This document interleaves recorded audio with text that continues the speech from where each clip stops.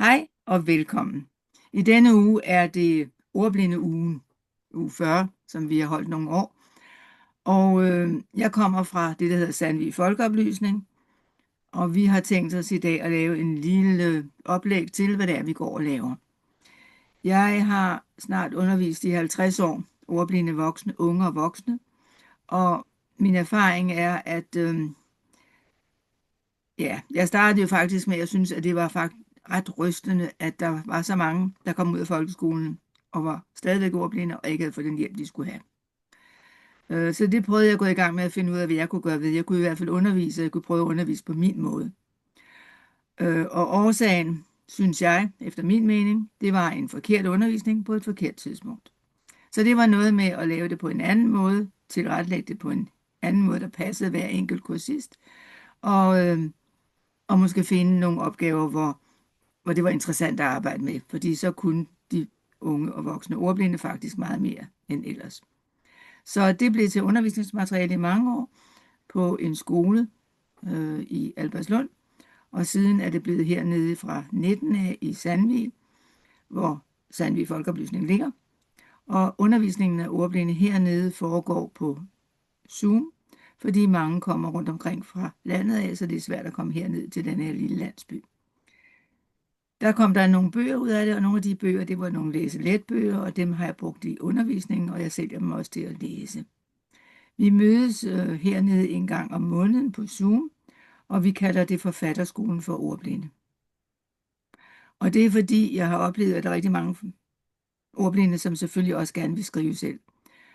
Og det har jeg hele tiden synes, det kan de sagtens komme til, fordi vi kan jo hjælpes ad med det, der nu ikke er stadig helt korrekt, hvis det er det, der er galt.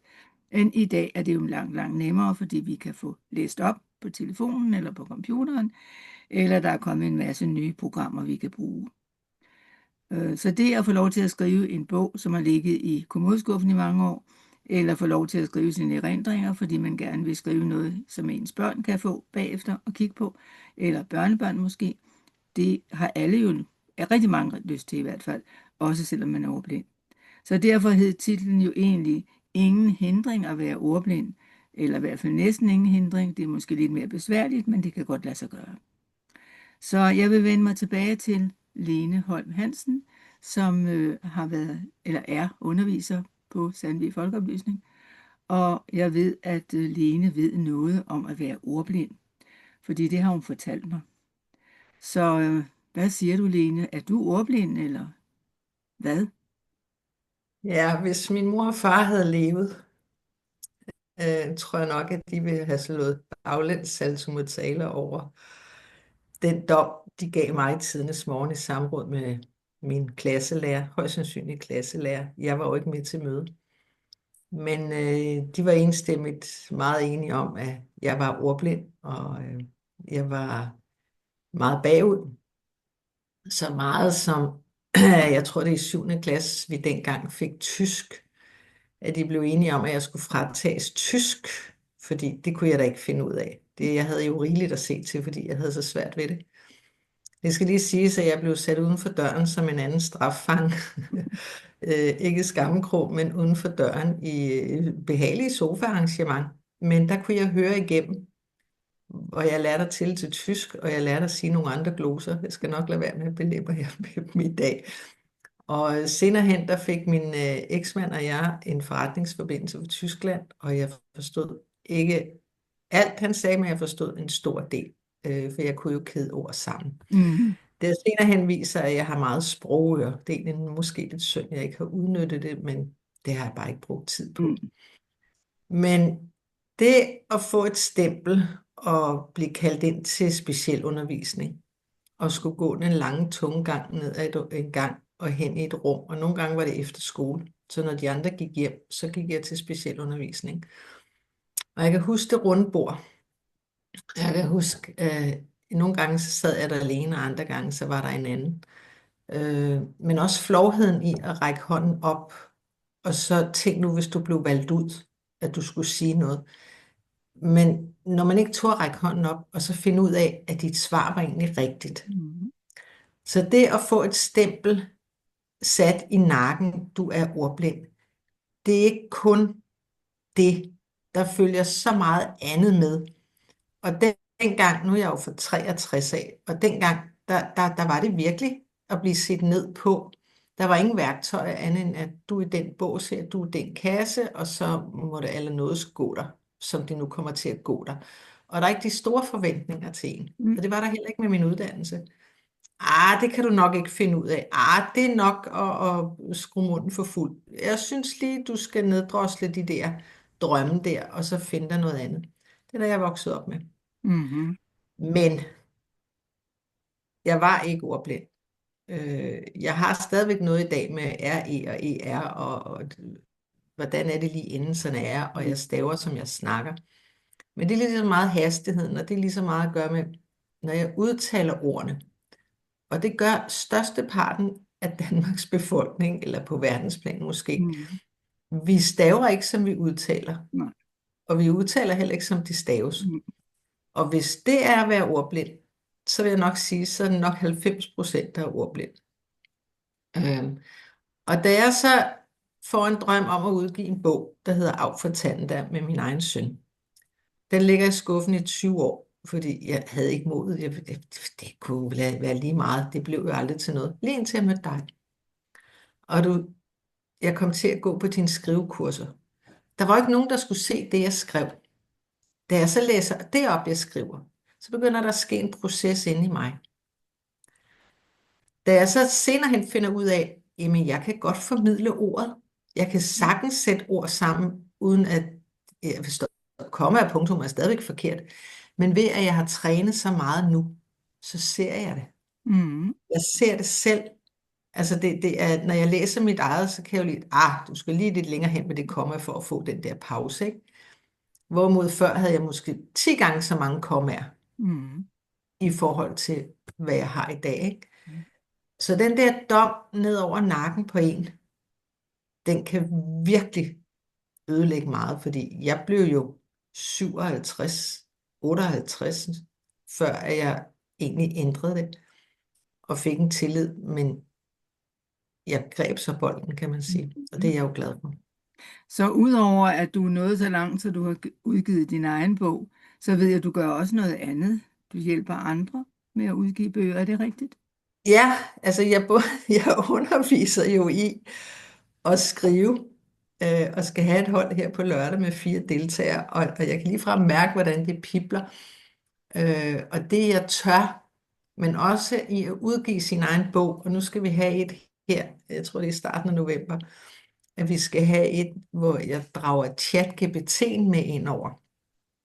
Øh, og hvor det mod kommer fra, det ved jeg ikke, fordi jeg har jo ikke fået det med for barns ben af. Jeg har jo ikke fået det med hverken for mine forældre eller for skolen. Altså, min far han stod og dynkede mig oven i hovedet, da jeg fandt den første eks og sagde, hvad er du glad for, at du bliver gift med ham, ikke?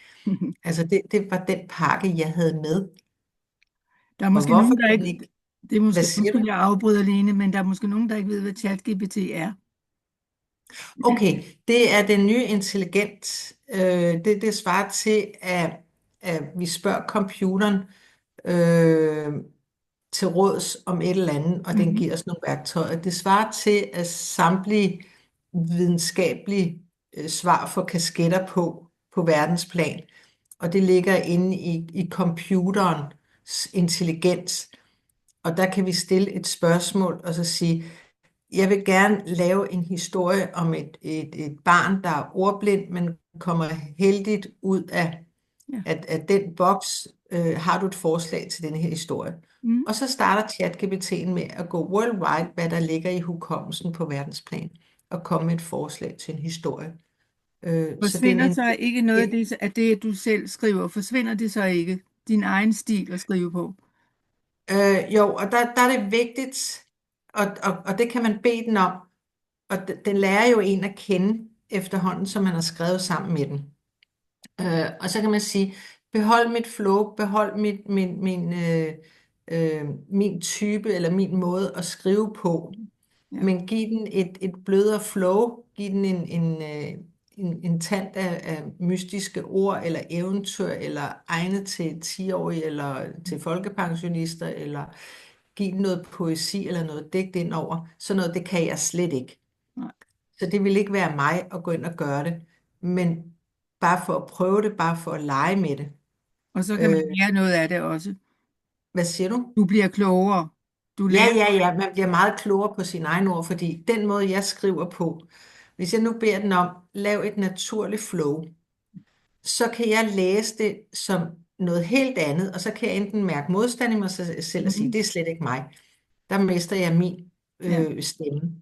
Eller jeg går hen og så siger, af det der, det har jeg lært noget af. Nu kan jeg mærke bedre, hvordan ordene kan flyde meget nemmere ved, at vi har taget ikke frem og erstattet det med nok eller et eller andet, bare ja, for at give ja, noget. ja, ja. Jeg skal lige, du får ikke så meget mere taletid, men jeg skal lige høre, når nu du underviser på lørdag og til november, bruger du så også ChatGPT i undervisningen?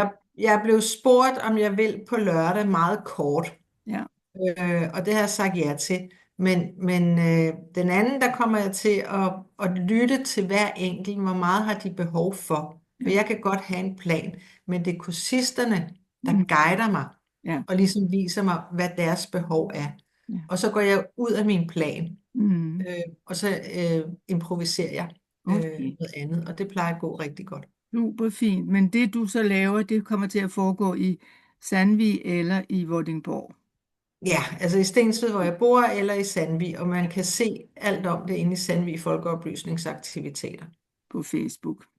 Ja, på Ja, Facebook. Og jeg kan kun sige, lad være med at opgive. ja. Altså, vi alle sammen har en stemme på et eller andet plan. Så det er lidt forskellen på dig og mig. Jeg gør det på Zoom, jeg gør det også fysisk, men for ordblinde gør jeg det på Zoom. Øhm, Ja, og det jeg tænkte på, der måske også... Ja, jo, det du sagde, det var, at det at få lov til at skrive noget, og så læse det op, det gjorde noget ved dig. Så vil jeg sige, det er også det, vi gør på Zoom. Der kan vi jo ikke se hinandens, det vi skriver. Så det vil sige, ingen nej. kan jo se, hvordan det ser ud, hvordan håndskriften er god eller dårlig. Men vi læser op, og når man læser op, sker der noget med en, og det er også det, du har oplevet. Og det gør Ja, der også, meget. når man ikke er ordblind, så sker der noget, når man læser sin tekst op. Ja, Det er ligesom en dobbelt effekt, der kommer. ja, Så vi kan jo sige, at uanset om du er meget ordblind eller lidt ordblind, fordi der er jo masser af programmer, som du kan bruge som ordblind også til at hjælpe dig til at skrive, hvis det er det, du gerne vil. Men uanset hvad, får man meget ud af at komme på vores kurser. ja, Så jeg vil sige, gør det, at I finder ud af at gå ind på vores hjemmeside. Vi har en hjemmeside, der hedder sandvig-folkeoplysning.dk, eller skriv til mig, hvis I vil vide mere, lone@lunerytzel.dk. Det kan man også se inde på hjemmesiden. Og så finde ud af, om I måske har lyst til at prøve sådan et Zoom-møde en dag og være med på, eller et fysisk møde med dig, hvis I bor i nærheden af hernede i Sydsjælland, hvor vi bor. I er i hvert fald rigtig meget velkomne. Vi håber, vi kan få lov til at møde nogle af jer. Fordi det at opleve, at så mange voksne ikke har fået det mod, der skal til at klare sig til at skrive noget, man har lyst til at skrive, hvis man har det, det er lidt trist. Og når nu vi ved, at man kan godt gøre noget ved det, så håber jeg, at vi vil møde nogle kursister, der har lyst til at prøve kræfter med det. Så jeg vil sige tak, fordi I lyttede, med mindre Lene har en lille slutbemærkning. nej, det har jeg ikke andet end vi alle sammen har en historie. Og så jo, af både Google og mange andre værktøjer, der kan man indtale sin historie. Nemlig. Og også ligesom med ChatGPT, at den læser korrektur. Ja, så det Så kan man kan man bare også bruge den. skrive nøjagtigt alt, hvad man vil i et Word-dokument og kopiere det over. Så er der alt den hjælp, man har brug for. Yes.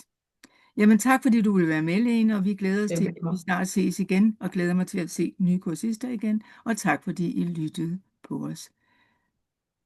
Jeg håber, vi ses. Jeg slukker for knappen, hvis jeg kan få lov til det, så vi ikke optager mere. Lad os se en gang der. Ja, det gør jeg så ikke, men det gør jeg så. Ja, Det gik da meget godt. det går rigtig godt. Det er, fordi den står et andet sted.